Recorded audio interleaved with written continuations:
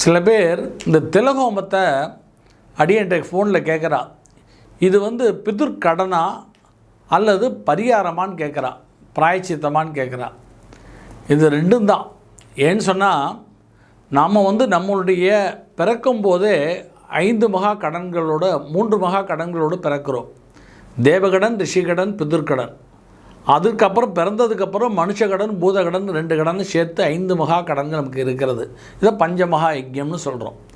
அதில் அந்த 3 கடன்களில் தேவகடன், ரிஷிகடன், பிதுர்கடனில் பிதுர்களுக்கு நாம் செய்ய வேண்டிய திதி தவசங்களை, பிரேத சம்ஸ்காரங்களை, சடங்குகளை முறையாக செய்ய வேண்டும்.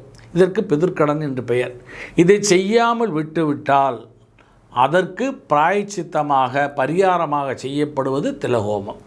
இப்போ ஏற்கனவே பிதுர்கடனை ஒழுங்காக செய்யலேன்னு சொன்னால் இந்த திலகோமம் அவளுக்கு பரிகாரம், பிராயச்சித்தம். அப்போ பிதுர்கடனை ஏற்கனவே கரெக்டாக செய்தவர்களுக்கு இந்த திலகோமம் தேவையில்லை. ஆனால் அதே சமயத்தில் யாராவது குடும்பத்தில் முன்னோர்கள் அகால மரணம், துர்மரணம் அடைந்திருந்தால் அவர்களுக்கும் பிராயச்சித்தமாக செய்யப்படுவதனால், பரிகாரமாக செய்யப்படுவதனால் இந்த திலகோமம் என்பது இது பிதுர்கடன் அல்ல, இது பரிகாரம், பிராயச்சித்தம். இப்போ காசிலேயோ கயாலோயோ போய் பிண்ட பிரதானங்கள் முன்னோர்களுக்கு பிதர்களுக்கு கொடுக்குறோம். அது பிதுர்கடனில் வரும்.